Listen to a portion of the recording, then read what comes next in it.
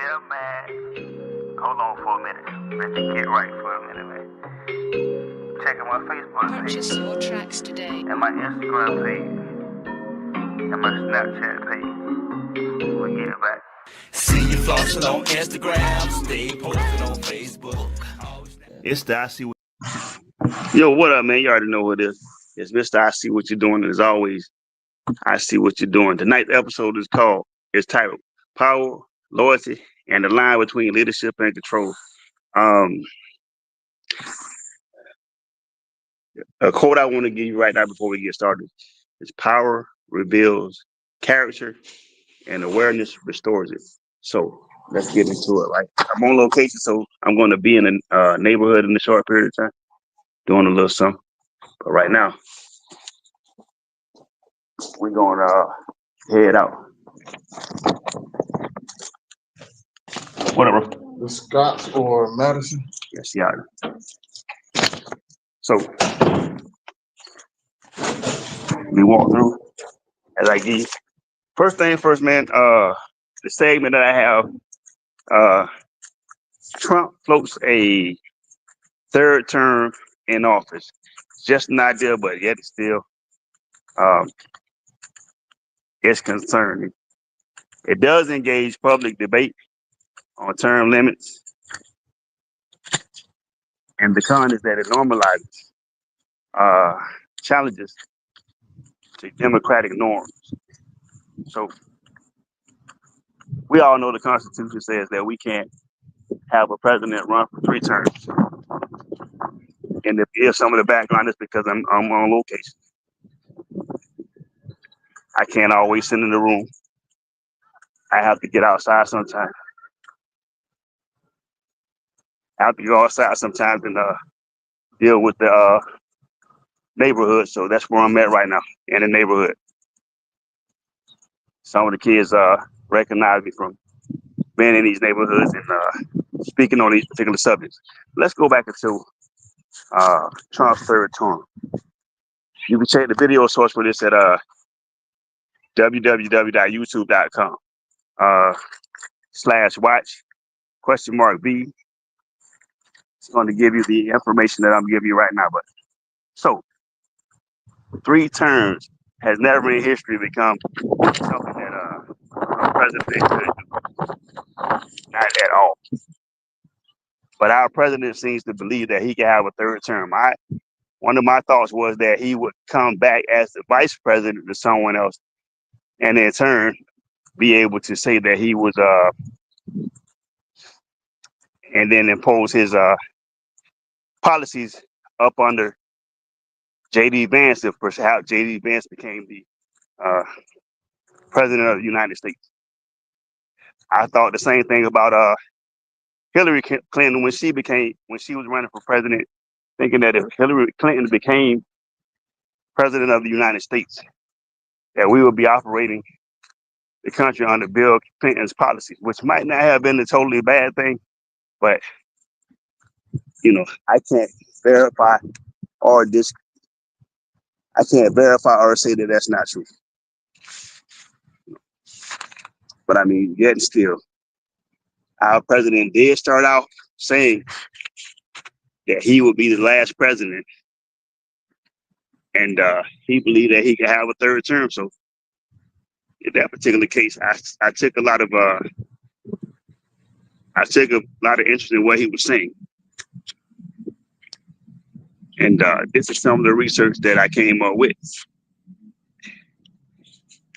Constitutionally, you can't run for a third term. If so, it opens the gate for Jeb Bush, George Bush, Barack Obama. So in reality, if President Donald Trump ran for office, none of those, he probably wouldn't win. Especially if you had to go up against Barack Obama, you probably is not going to win that. It wouldn't be privy to just Donald Trump having a third term in office, if that was the case. But I mean, historically, you've never seen it. Constitutionally, you'll never see it unless they change the Constitution, which I mean, at some particular point, some forms of the Constitution are definitely trying to rewrite some of the Constitution. I won't go into detail. That'll be for the next show on what parts of the Constitution they're trying to rewrite. Definitely one of them, I believe, is going to be freedom of speech, and the other one is going to be something pertaining to civil rights. But I mean, stay tuned, and we're gonna find out for ourselves how that goes. Number 2 on my list of segments is the effort to limit voting rights. See the segue into the voting right thing and the civil rights. It all works hand in hand. And this neighborhood is awesome where I'm at. So, but it all works hand in hand. You get civil rights, you get voting rights, you get DEI. You begin to attack all those things, and this is what you get. You get a president that's running, that's on a tear through the United States government. You get a Congress and a Senate that shuts down the government over what I believe is going to be centered around healthcare. So each side wants something to happen, and the other side is not going to go along with it. And I mean, all it takes really is negotiations and being adults about what's going on in our country. So they're attacking our voting rights. And what that means is states are advancing bills to roll back voting rights and protections. Critics call it a slow constitutional rewrite. Remember I said rewriting the Constitution? This is part of that particular portion that I was referring to. Now, as far as the pro to, I don't think it's really a pro to rewriting the Constitution or putting limits on voting rights. It's just something that's always been in place for people. I can remember a time when you used to get forced to fill out a form to enlist in the Army. You had to select the service. And the other thing was that you had to register to vote. And in this particular case, it looked like both of those things are being attacked. It does spark a conversation when these type of topics come up. It does spark a conversation about voting rights, and it does spark a conversation about election security. But we've been having a conversation, or we should have been having a conversation about voters' rights and the Constitution and voting security and election security since January 6th insurrection. That's when we should have been thinking and talking about what's happening in our country surrounding voting rights. Okay. A lot of our country a lot of our Republicans and Democrats, I don't really believe either one of them wants what's best for this country. But I mean, that's just my opinion. I'm not here to bash or talk about either side. These people play golf together. These people, kids go to the same school, and these people spend a significant amount of time in the Congress and the Senate in Washington, writing bills, passing bills, coming up with laws. So this should not be a thing that is hard for them. Word on the streets, and from what I've been seeing in videos, and I don't have that particular video here today. If you want to go over and read and get some more information about the efforts to limit voting rights and how it raises alarms, you can go over to www.pbs.newshour/show/state. Lawmakers consider voting restrictions amid national debate. That's a long video source, but that's where you can read and get the information about this particular story. As I said, it does spark discussions about voting security, but it also, that's the pro, The con is it threatens civil rights gains. That remember the attack on civil rights. It threatens civil rights, and not just for people of color or illegal immigrants or anything like that. When you attack civil rights, it attacks civil rights for all Americans as a whole, not separately. This this group of Americans or this race of Americans, it does not discriminate between what races. When there's an attack on our government, when there's an attack on civil rights, when there's an attack on voting rights, when there's an attack on when they take DEI out, when they stop SNAP benefits, it affects America as a whole. Whether some people would think that makes the country better, I would disagree with that because I mean the long term effect outweighs the short term effect that they think they're having by doing this. I personally know that. I personally believe that, and have found out that from some research that a lot of the programs that are getting cut because those resources are being funneled to something else. Or how would you be able to send $40 billion to Argentina without stopping some other program from existing? Our president also cut funding and disaster funding to what they call blue states, democratic states, but funded Republican states. And I think that's a travesty in itself because in those countries that vote Democrat, if a hurricane or tornadoes or whatever hits, that would mean that FEMA is not going to, the money is not going to be available in those states to help people in need after those natural disasters happen. So there you have it with that. Oh, what a crazy world we live in, right?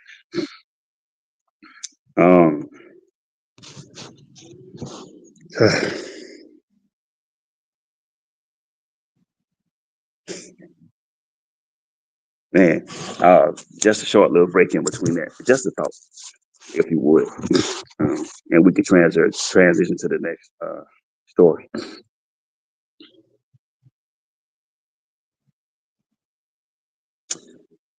In our current situation, if we thought about the magnitude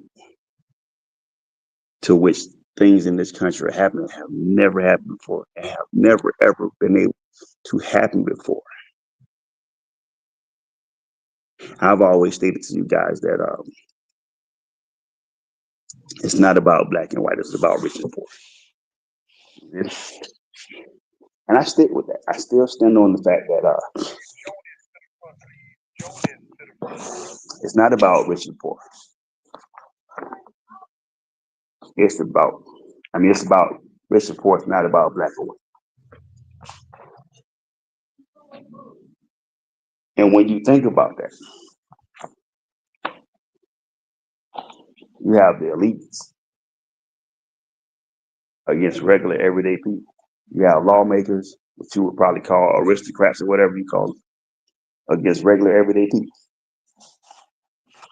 Or why else would there be such a divide in resources and economic stability, right? Why would 1% of the country have control all of the money, and the other 99% or whatever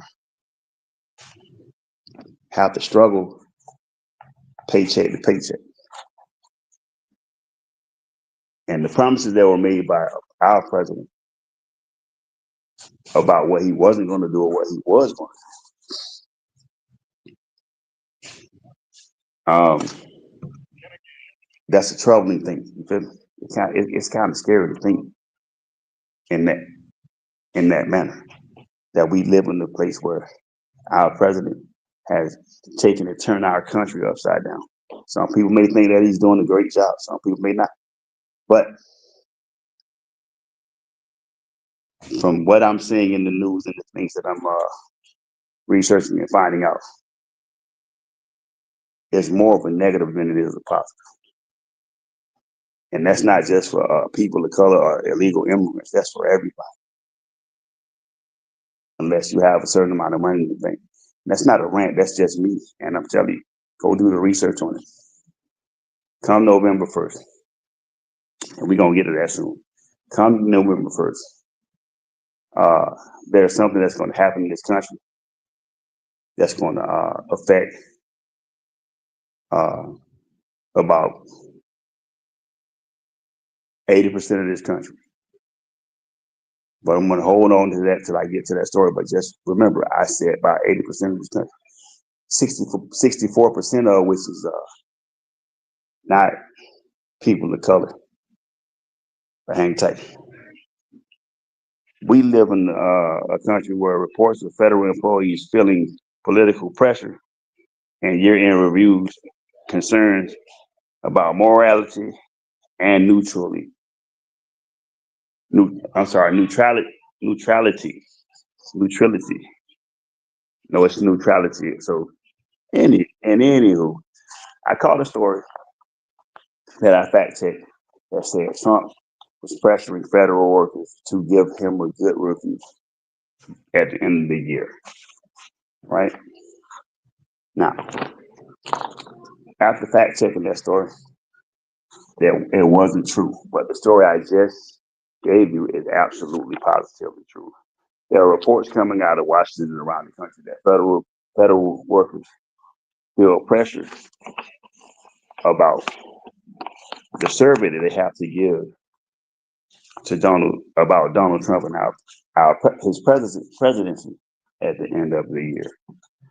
And you can think about it any way you want. You can figure it out any way you want. But for you not to be able to be honest about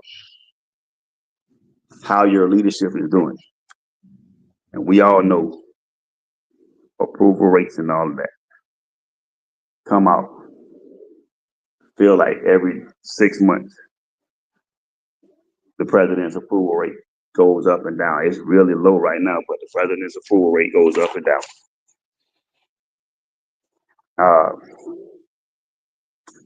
Our president has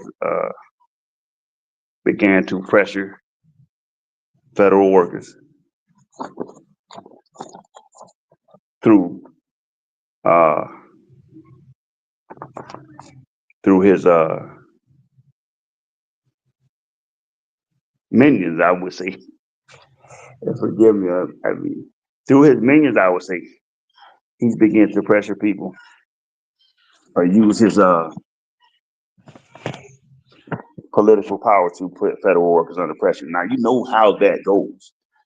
A lot of these people are furloughed, and during this government shutdown, a lot of these people don't have a job. So if you don't have a positive perspective on our president, you may not very well have your job back. Now, pros and cons, because we always do pros and cons. I never leave you hanging with the pros and cons. Pro is encourages unity on policies and priorities. Encourages unity on policies and priorities, right? We definitely need to be united. As a country, we need to be united in our workspaces and our workplaces. We need to be united against all types of negativity and all types of injustices. Not justices, injustices, right? We need to have a unified front, because if we gel and we stand together, then we can achieve more than being separate, right? So it encourages you to talk about the unity of your workplace on location again. It encourages us to talk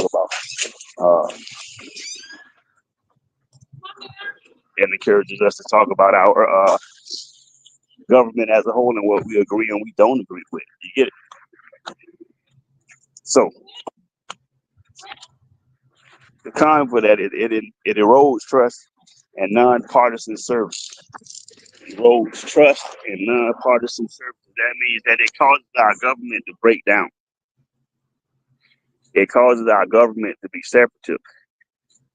It causes our government to be divided, as well as it causes the country to be divided. Because you damn near have to pick a side. And which one would you choose? Would you want to be on the right side of it or the left side of it? Nobody wants to be on the losing team, so you want to be on the winning team. You would want to be on the winning team, but I mean, shit, who's really going to win in a country where everybody's divided? And under the monarchical United States of America, we would think that we were moving towards a utopian government, and actually we're not. We are being ushered towards chaos and madness. And what I believe in a minute could be martial law. And some people may want martial law. Some people may desire to have martial law. You already see that we live in a country where they've agreed to open carry in the state of Florida. Sound like the Wild Wild West, you know? It sounds like the Wild Wild West. So yeah, it's a crazy world we live in. It's wild.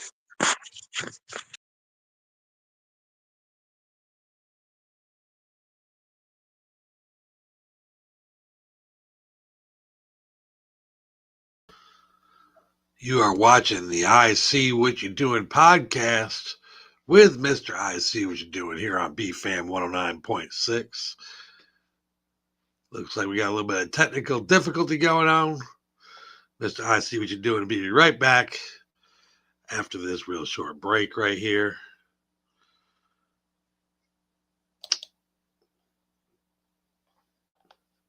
And now back to the show.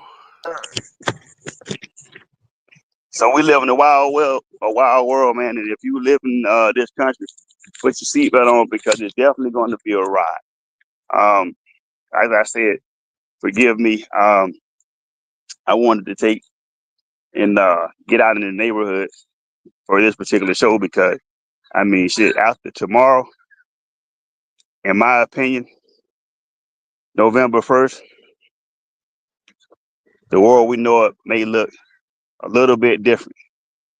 And I know some people might go, house, why would it look so a little bit different? I don't really think that SNAP benefits will be stopped forever. I don't believe that. But the expectation is that next month, if you have families that are furloughed, you have families that have government workers that are furloughed, checks are short, and things like that, or they not getting the check. You got Thanksgiving and Christmas coming up. We don't know how long our government shutdown will be. Then it looks different. I saw some stories about those SNAP benefits, and just hang tight. I know I keep throwing it in because that's my keynote message. So I keep throwing out a hint because I'm going to that. I have a lot to say about that particular story. But if SNAP benefits end, then what do we do then? What do we do if all of the SNAP benefits are gone or frozen, and these people can't provide food or put food on the table for their families? It could be chaos. Like I said, I saw a couple of stories where some people were saying it didn't matter to them if they stopped SNAP benefits. They was gonna have to do what they got to do. And I picked up a couple of stories along the way where they were actually saying that some of the stores in the country were closing down, and the only way that you would be able to get food is if you were going to be doing the Kroger delivery or DoorDash, if you were going to be doing Instacart or something like that. You know, that's why I'm out here, because I wanted to get some. I wanted to talk to some people and get some people's feelings on what was going on and what's the thought process. So after this show, I'm going to go and I want to do my interviews. And later on tonight, I'm going to post those interviews to the BFAM page, and I'm going to send them over to DC so that I can put those particular responses out from the location that I'm in about how people feel and what's their concern about SNAP benefits and what's the plan uh, if they don't get loaded onto those benefit cards on Saturday. My segment before goes constitutional assumptions about moral leadership. Founders assume that virtue and leadership and today's partisanship test the faith of Americans. Okay, now this is cool as shit for me because I can believe when the forefathers first wrote the Constitution, they thought that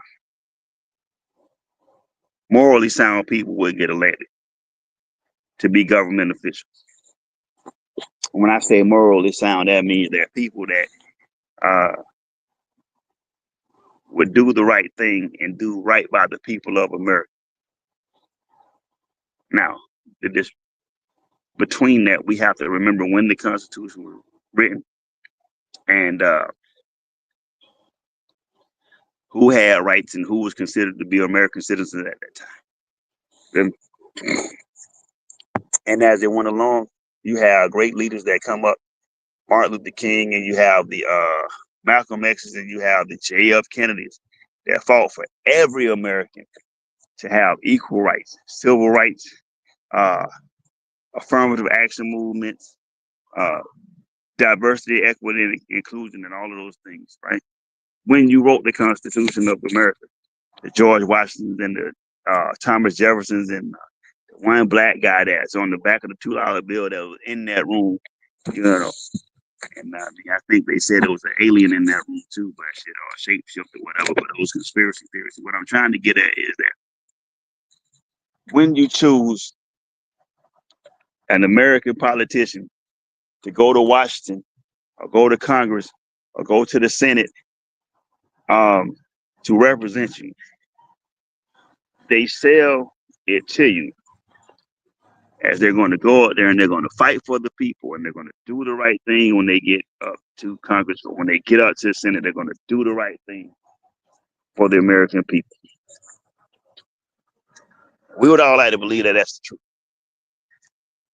We would all like to think that that's exactly how that goes. And I can tell you, some people may start out with great intentions, but once you get in the room or you get behind those doors, you start grabbing those government contracts and all that. It's just like police officers, school teachers, and anybody else.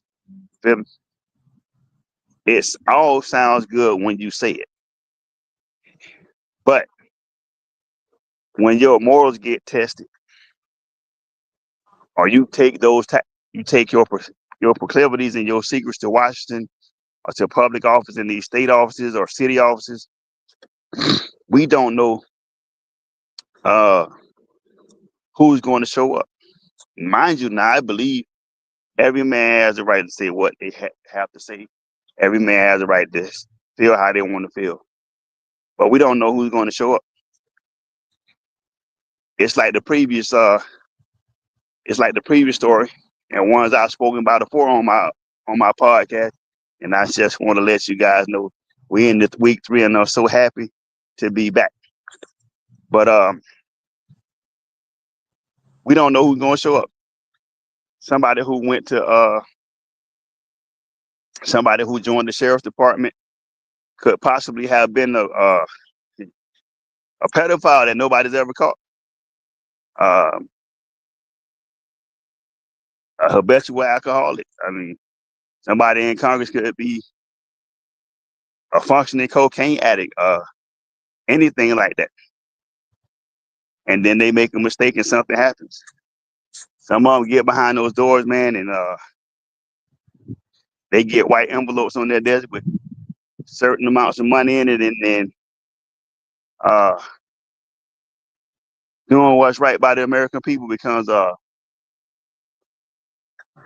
something that's put on the back burner.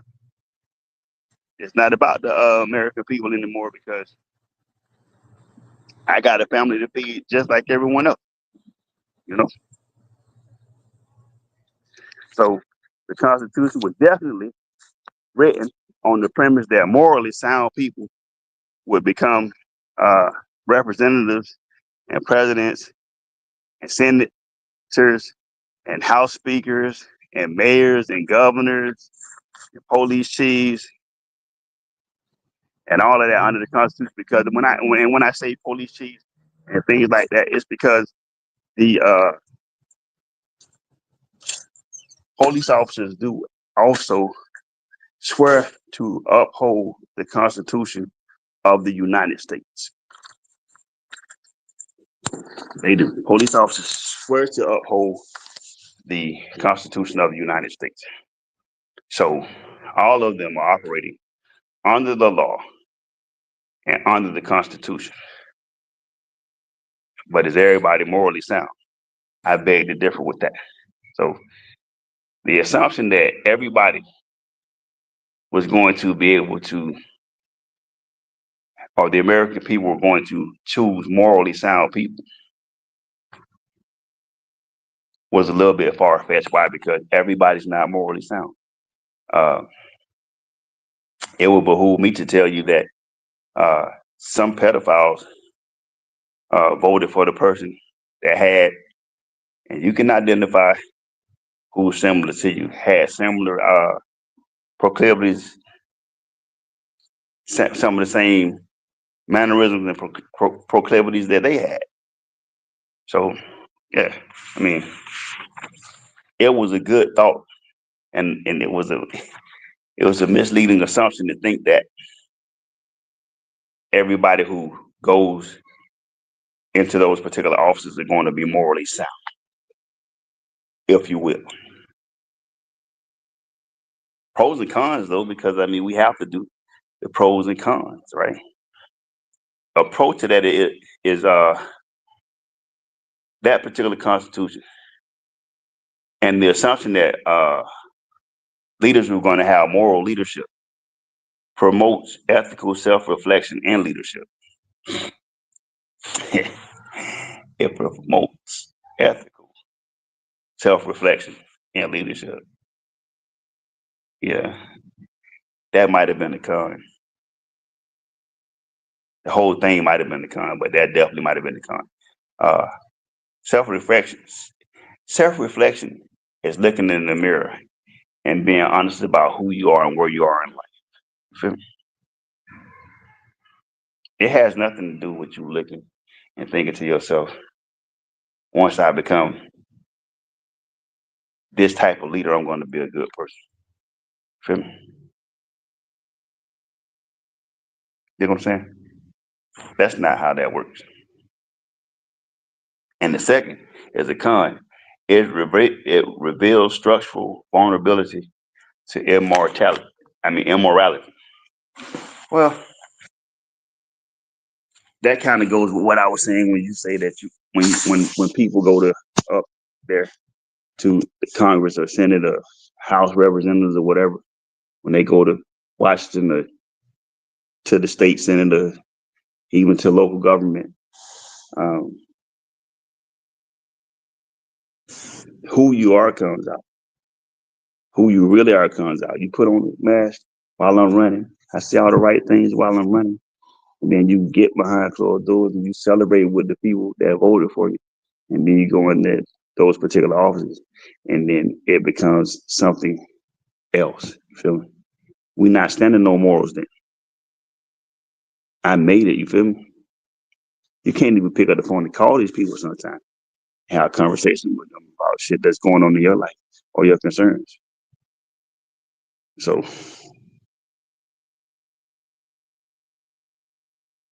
it does reveal structural vulnerability to immorality. Because not immortality, immorality, immorality, meaning that you lack morals, right? But that's the world we live in, man. So the assumption that people that were elected to government offices and leadership roles in this country will make them more moral or more upstanding people is totally an outrageous thought. And as such, I wanted to go back to the disaster aid. When the disaster aid becomes a political weapon, right? Blue state aid delays and red states get approval. Questions about motives and federal relief, right? So we went through this, but let's go through it again. Disasters happen everywhere in this country.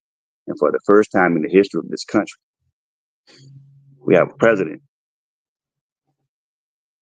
who is being biased against people who did not vote for him. That's the voting process. That's one of the foundations that this particular country was built on. The right to choose who you want to be president, right? It almost sounds like retaliation when your boss finds out or you have a problem with your boss or supervisor for you telling or saying something that they've done wrong, and they come back and they retaliate against you. That doesn't happen at lower levels. Like EEOC comes into play. I mean, you have rules that you have to go by, right? And your boss your boss cannot tell you that he's not going to pay you because you and him disagree or you and him don't see eye to eye. But in this particular case, our president has decided that if you live in a blue state, and remember, you can't identify blue state just because it's a Democratic state and the governor in that state is Democrat. Because within that particular state, there are still Republicans that voted for Trump. And inside that particular state, you don't have an ID that says you Republican or Democrat. You don't have that. You just live in a blue state. And if a natural disaster happens, because you live in that state, whether Democrat or Republican, there is not going to be disaster aid afforded to you in that particular country, as long as you have a Republican, as long as you have a Democratic governor in that particular country, and it's considered to be a blue state. So your house and your property gets damaged and all that. FEMA's not coming. FEMA's not on the way to do an assessment to give you benefits or funds to assist you, to help you in your time of need. This is a country where you pay taxes, property taxes, taxes in the store, taxes on your license, taxes on, we damn near pay taxes on everything. This is a country that you're making an investment into, because that's what taxes are to me. I'm paying and investing in this country for this country to give me a return on my investment. And now it's being said that if you live in a blue state, that you cannot get assistance if a natural disaster happens. That's hurricane, hailstorms, whatever is considered to be a natural disaster. No one's coming to help you. They're not sending any funding to you or to the state to assist with that funding. That doesn't affect just Democrats. That affects Republicans. So if you live in a blue state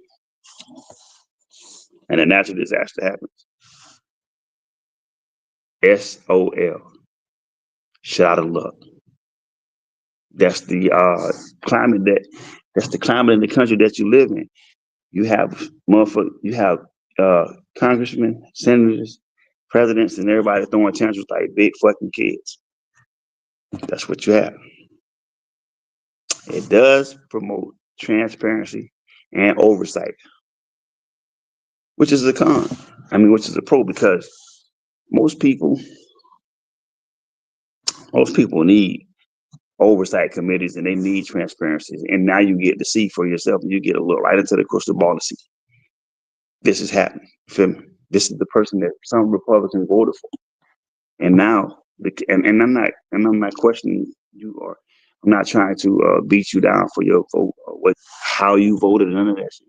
That's not at all what I'm saying. That's not at all what I'm trying to get at here. What I'm trying to get at here is this right here. We live in the country again where our president is not concerned about the American people. You ran down to the polls and casted your vote for the person who said, "Make America great again." We all have a question, some of us, about when America was great, but that's for another story. But we all live in the country where we have certain freedoms and certain privileges and liberties that are being afforded to us. And those particular liberties and freedoms are being stripped away from us now. Whether you agree or not, that's between you and your conscience. You feel me? I can't go into that with you about whether you agree with it or not.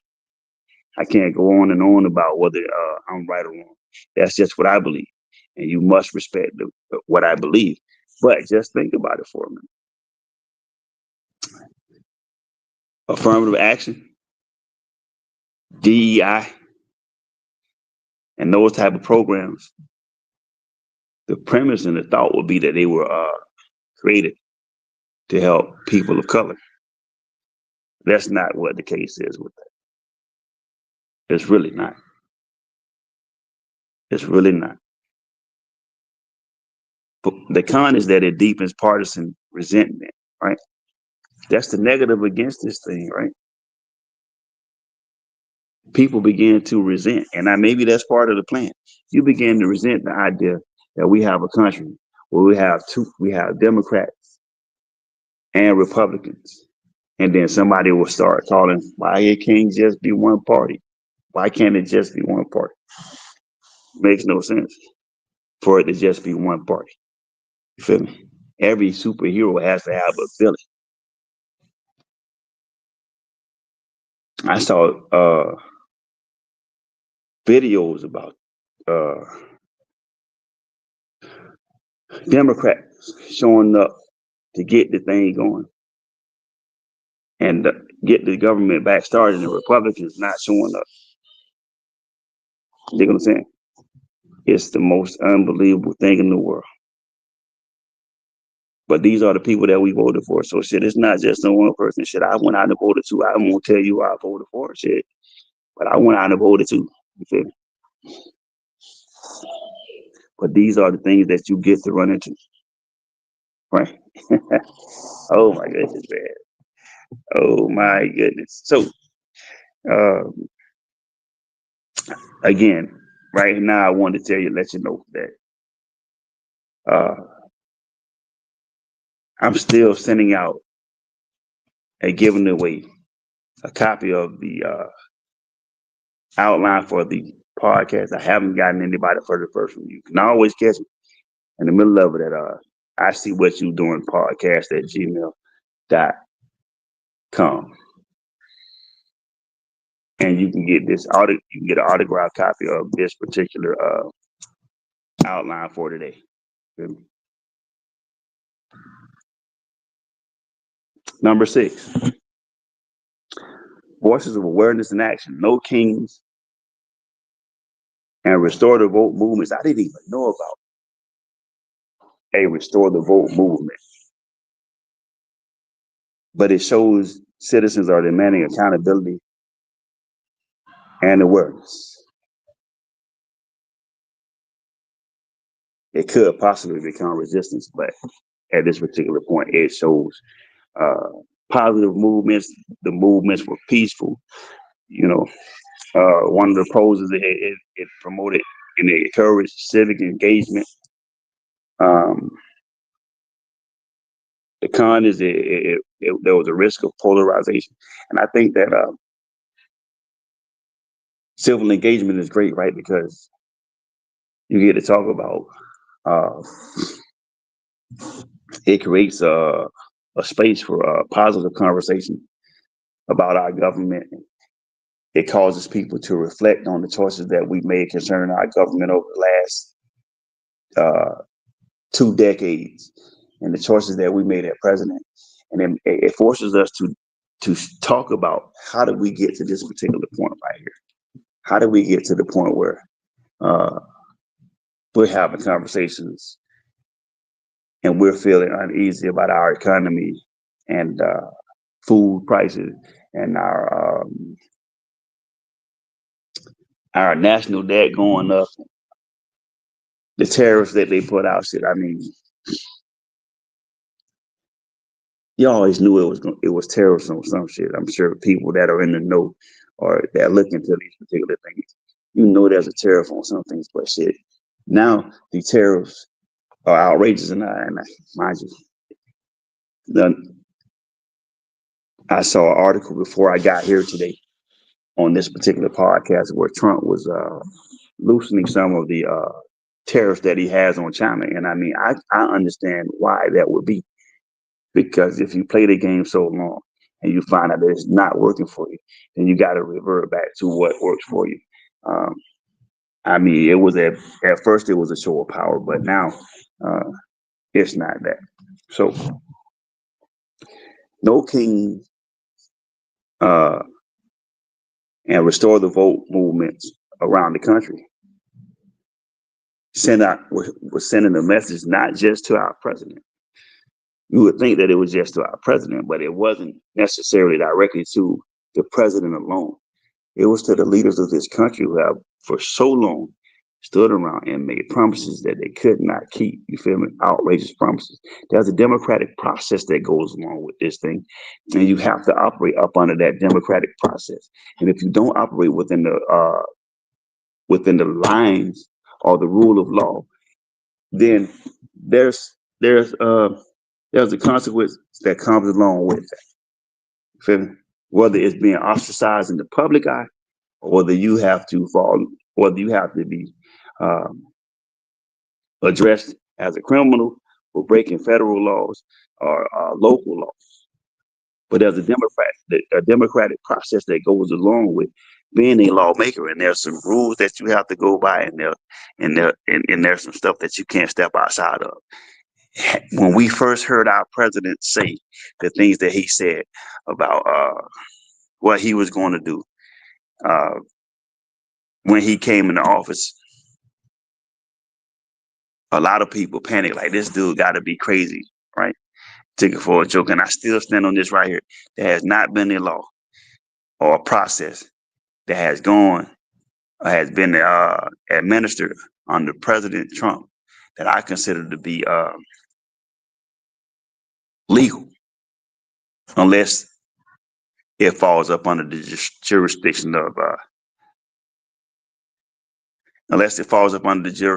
of an executive order. I mean, you can't go against an executive order, I guess, but nonetheless, that's where we at right now, under an executive order presidency. And I don't know whether that's right or whether that makes sense, but that's what's happening right now. We are under the law of a executive order presidency and shit right now. I haven't seen where they've been on television saying a whole lot about him signing too many more executive orders, but I mean, shit. The At first when he was signing them, I thought hell he was gonna run out of fucking ink, but you know, maybe not.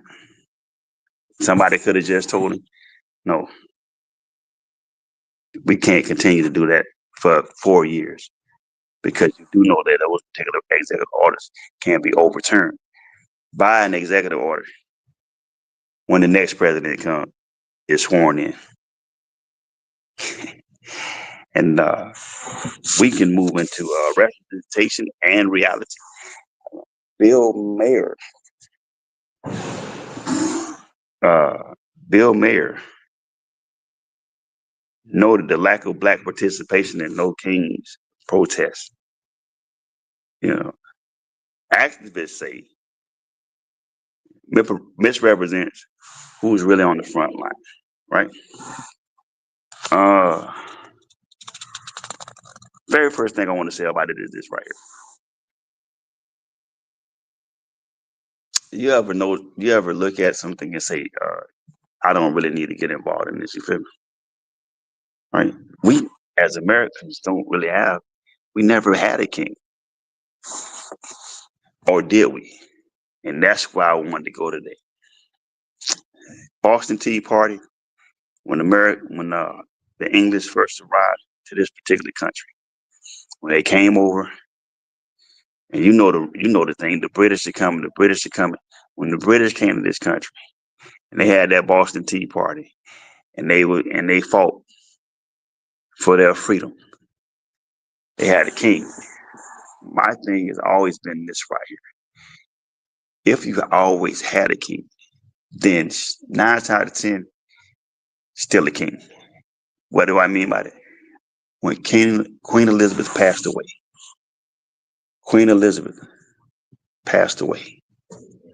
all of the dignitaries around the world went to her funeral, whether to pay respects or not. Feel me? The world stopped. And that's a respectful thing. Feel me? But the question that goes along with that is, did America ever come out from under British rule? Just think about it for a minute. We never put a tariff on. Nobody ever said we put a tariff on Britain, or the British, or England, or none of that. Nobody ever put a tariff on. Everybody else around that should put tariffs on Russia and shit like that, but not on the monarchy. And I'm not saying that's a negative thing. I'm just saying stop to think that we had never, and not a president ever, had put a tariff on the Queen of England, and no one's ever been to war or threatened the monarchy at all, ever. And if it has been, that's who's going to get. Send me the information or send it to DC and prove it, along with your information, and you can get this outline right here. And last but not least, man, the one that I wanted to wait for, 42 million people are going to be affected on November 1st. Because SNAP benefits are going to shut down. And food banks are overwhelmed. And Congress and the Trump administration has diverted resources that were supposed to go to those food banks away from those food banks. So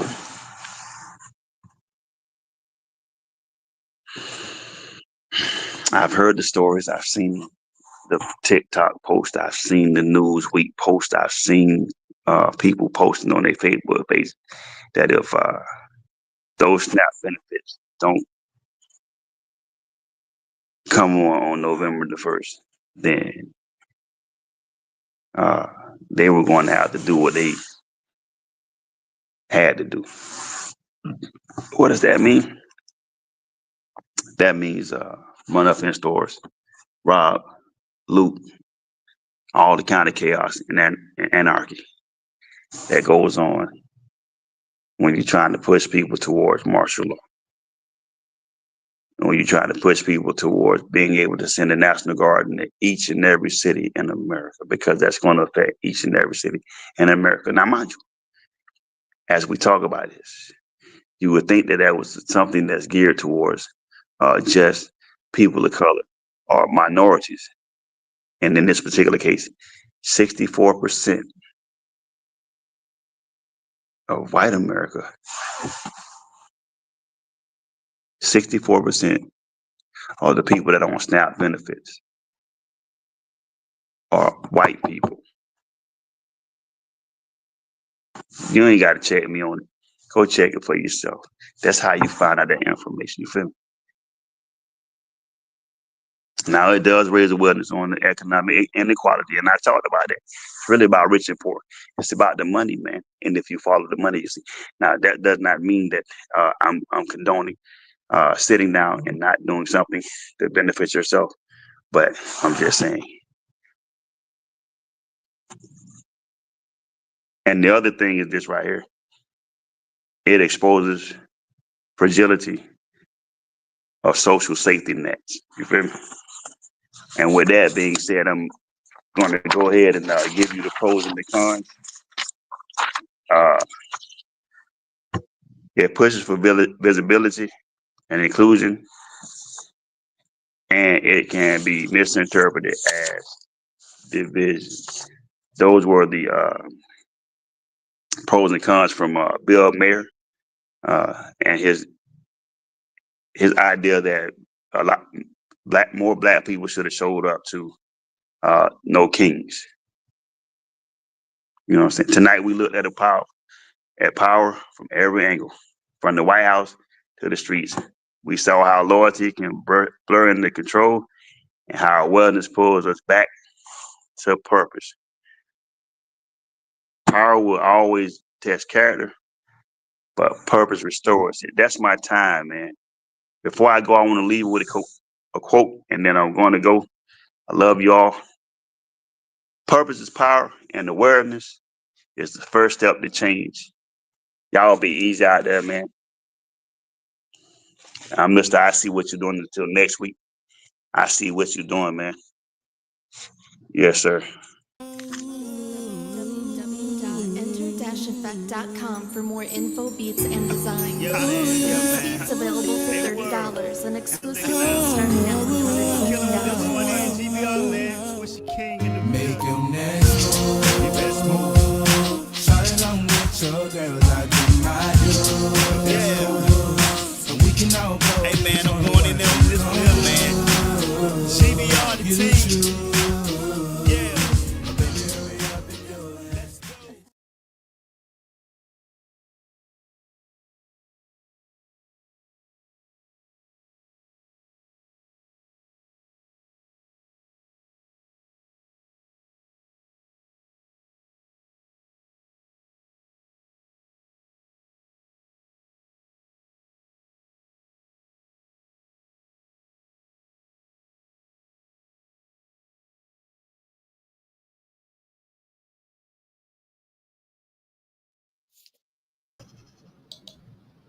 Well, okay.